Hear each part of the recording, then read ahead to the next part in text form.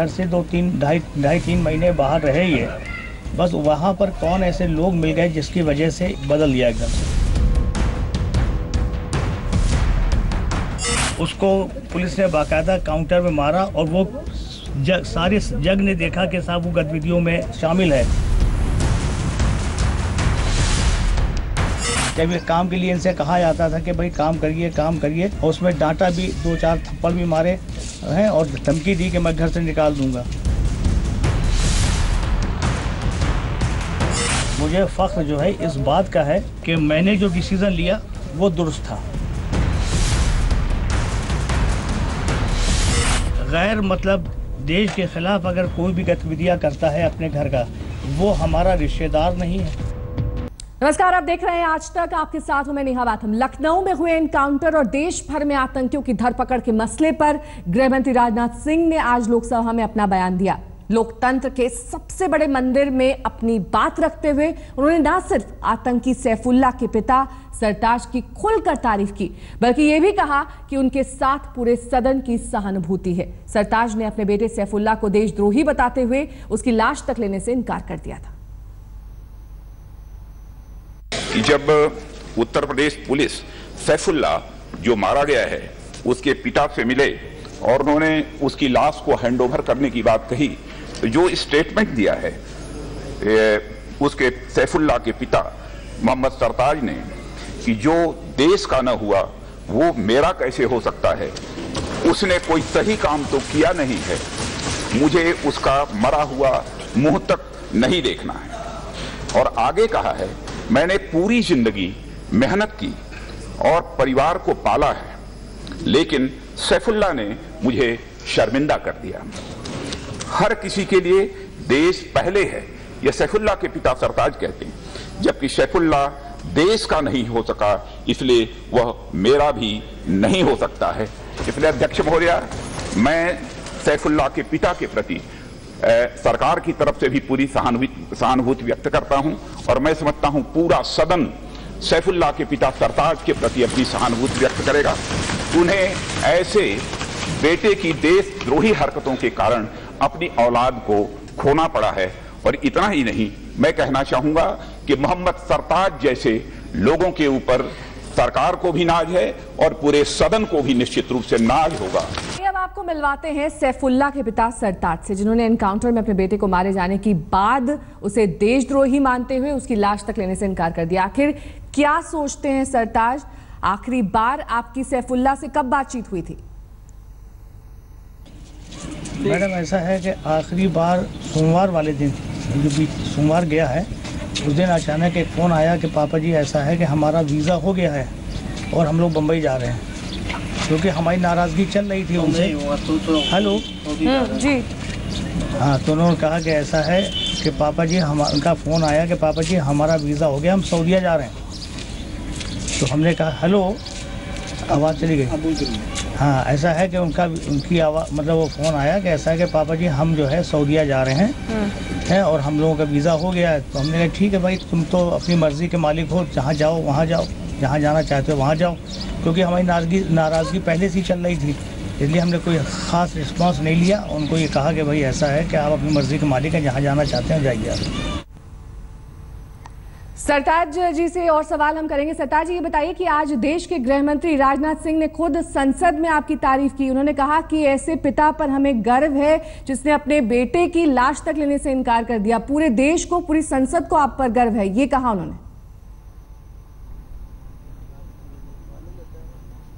हाँ, हम उनके शुक्रगुजार हैं और उनको धन्यवाद देते हैं।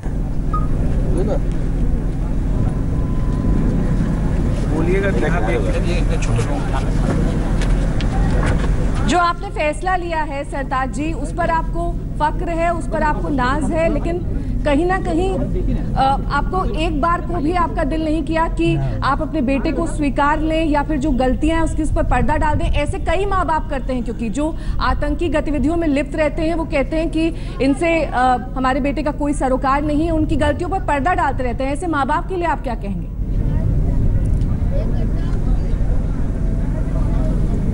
नहीं, उनको भी समझने की ज़रूरत है, उनको भी समझने की ज़रूरत है और उनको चाहिए कि ये बच्चे के हक में सही नहीं कर रहे हैं। बच्चे के हक में सही नहीं कर रहे हैं। यही वजह है कि देश से ये सब चीज़ें ख़त्म नहीं हो पा रही हैं, बल्कि उसको चाहिए कि उसको अपनी ताकत से और जैसे भी हो सके उसको रोकने की कोशिश करें।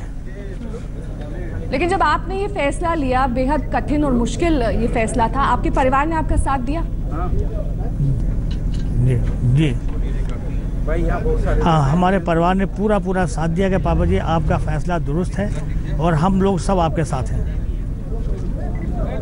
लेकिन सरताज जी, था तो वो आपका ही बेटा, आपका ही खून। कभी जब अकेले में बैठते हैं तो आपको ये अफसोस होता है कि आखिरकार क्यों उसको सही वक्त पर नहीं रोका, क्यों इस तरह से वो गलत रास्ते पर चला गया, क्यों वो भटक गया, इस तरह की तमाम बातें। हाँ मैडम, ऐसा है कि जाहिर सी बात है, औलाद की मोहब्बत होती है आदमी के अंदर, और हम भी एक बाप हैं, हमको भी मोहब्बत थी, ऐसी बात नहीं है। और सिर्फ यही है कि अफसोस इस बात का हुआ हमको कि उसने ऐसा कदम उठाया जिसने हमको शर्मिंदा कर दिया। इस वजह से हम नाराज़ थे और ये फैसला हमने लिया। क्या आपको कहीं ना कहीं ये एहसास था कि इसी तरह से अफसोसनाक अंत होगा सैफुल्लाह का? नहीं, ऐसा कभी नहीं सोचा था, कभी भी नहीं सोचा था, और ना ही कैसी उम्मीद थी कि ऐसा कोई वक्त आएगा। लेकिन कब आपको ये मालूम चला कि वो गलत संगति में है, वो इस तरह से ऐसे लोगों के संपर्क में है जो उसका ब्रेन वॉश कर रहे हैं, जो उसको रास्ते से भटका रहे हैं? कब आपको ये मालूम चला?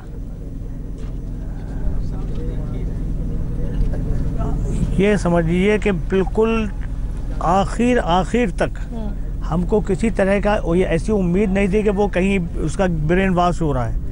हुआ ये कि जब वो काम नहीं करता था, उसको लेकर हमने उसको बहुत डांटा था, और उसको डांटने के बाद उसको धमकी दी थी, ऐसा मत मैं घर से बाहर मंगा दूंगा, ये कर दूंगा, वो कर दूंगा। इस तरह से काफ़ी मैंने उसको नाराज़ किया उसे, कि शायद इसके अंदर एक हौसला पैदा हो।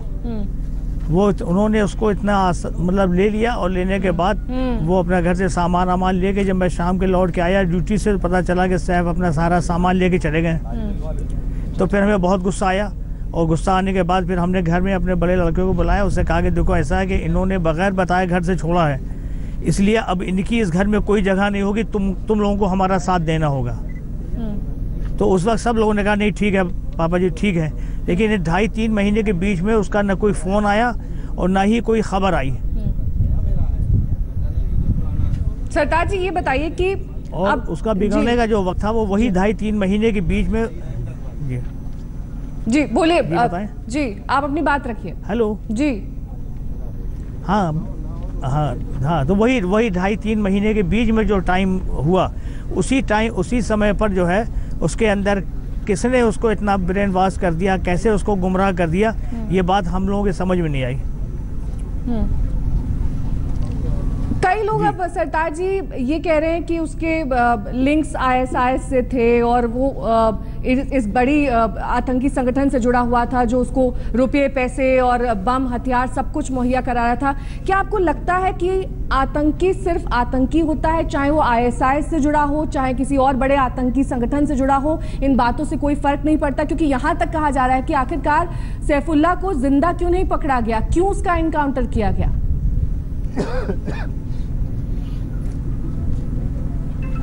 ऐसा है मैडम, देखिए आतंकियों का कोई मजहब नहीं होता, चाहे वो हिंदू परिवार का हो चाहे मुसलमान परिवार का हो। जी, ये बात आप गौर से सुनिए, इनका कोई मजहब नहीं होता है, वो किसी परिवार से हो। उनके ये जिम्मेदारियां जो है, अगर बचपने से अगर उस पर थोड़ा सा वाच किया जाए कि लड़का हमारा किससे मिल रहा है, क्या हो रहा है, कैसे बिगड़ रहा है, तो थोड़ा सा इसका सुधार हो सकता है और बुराई से बचाया जा सकता है।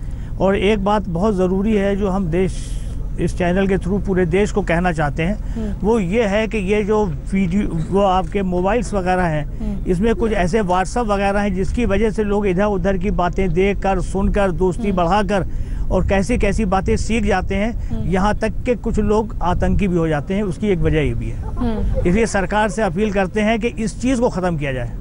तो आपने उसके मोबाइल में कोई ग्रुप ऐसा देखा था जो इस तरह के संदेश, इस तरह के वीडियो उसको भेज रहा था, उसे बहका रहा था, इससे उसका दिमाग जो है ब्रेन वॉश हो रहा था? नहीं, देखिए ऐसा है कि उसके पास एक ऐसा मोबाइल हुआ करता था जिसमें बहुत सारे से बटन लगे रहते थे और उसमें कोई स्क्रीन नहीं होता था। अच्छा। उसमें स्क्रीन नहीं होता था, बस वही बटन और नंबर और फ़ोन मिला लो ये।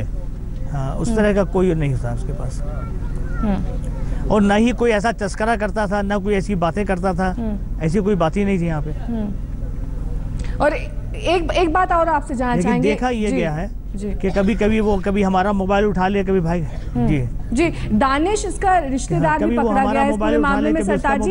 कभी गाने सुन रहे हैं तो बहुत जी, और उसके बारे में आप क्या जानकारी देना चाहेंगे? उसके बारे में आप क्या जानते हैं? बताएं। दानिश जो इसका रिश्तेदार पकड़ा गया है सैफुल्ला का, उसके बारे में आप क्या जानते हैं? किसके बारे में? दानिश। देखिए दानिश सैफुल्ला का दानिश सैफुल्ला का रिश्तेदार ही नहीं, वो हमारे बड़े भाई का लड़का था जी। और सैफ और वो दोनों आपस में मिलते थे, बैठते थे, हंसते थे, लेकिन हमारे घर के अंदर इस तरह की तालीम नहीं दी जाती थी। ये सिर्फ इसलिए कि हम लोग सऊदीया निकलेंगे और जाके वहाँ काम करेंगे। ये लोग जो 2-2.5 महीने बाहर रहे हैं और वहाँ उन लोगों का क्या ज़हन बना है, ये ख़राब उसी वक्त हुए हैं। सरताज जी, आप जुड़े रहिए हमारे साथ। एक ब्रेक के लिए हमें रुकना होगा, ब्रेक के बाद भी आपसे बातचीत जारी रखेंगे। लेकिन सरताज जी वो शख्स हैं, वो पिता हैं जिनकी आज सदन में गृह मंत्री राजनाथ सिंह ने तारीफ की है। बहरहाल वक्त एक ब्रेक का हो चला है, देखते रहिए आज तक। लखनऊ एनकाउंटर में मारे गए सैफुल्ला के पिता सरताज जी इस वक्त हमारे साथ जुड़े हुए हैं। सरताज जी, ये बताइए कि एक लैपटॉप भी सैफुल्ला के पास था जो किसी को हाथ तक नहीं लगाने देता था। आपको जानकारी है उस लैपटॉप के बारे में, या उसमें क्या कुछ ऐसा था जिस वजह से सैफुल्ला इस तरह से करता? देखिए, नहीं ऐसी तो कोई बात नहीं थी, इसलिए कि ऐसा भी नहीं कि वो हाथ नहीं लगाने देता हो, ना छूने देता हो। उसमें तमाम सारे गाने आने अक्सर वो उसमें सुना करता था, गाने वगैरह उसमें रिकॉर्डिंग सुना करता था। हमने भी देखा उसे गाना सुनते हुए।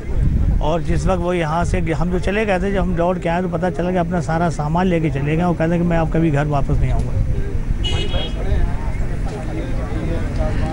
चलते चलते आपसे आखिरी सवाल मेरा सरताज जी है कि आज जिस तरह से संसद में आपकी सराहना हुई, गृह मंत्री राजनाथ सिंह ने बकायदा ये अपील की कि सभी लोग ताली बजाकर अभिवादन करें आपका, और साथ ही उन्होंने उस जज्बे को भी सलाम किया जिस तरह से आपने अपने बेटे को आतंकी माना, उसे आतंकी स्वीकारा और उसकी लाश तक लेने से इनकार कर दिया। इस पर आप क्या कहेंगे? थोड़ी देर का खेल बचा हुआ। हम उनका बहुत शुक्रगुजार हैं और बहुत बहुत धन्यवाद देते हैं कि एक रक्षा मंत्री इस देश का वो हमको सलाम करते हैं। ये बहुत खुशी की बात है कि वो कितना मतलब महान आदमी होंगे जो एक छोटे से आदमी का भी इतना ख्याल रखते हैं।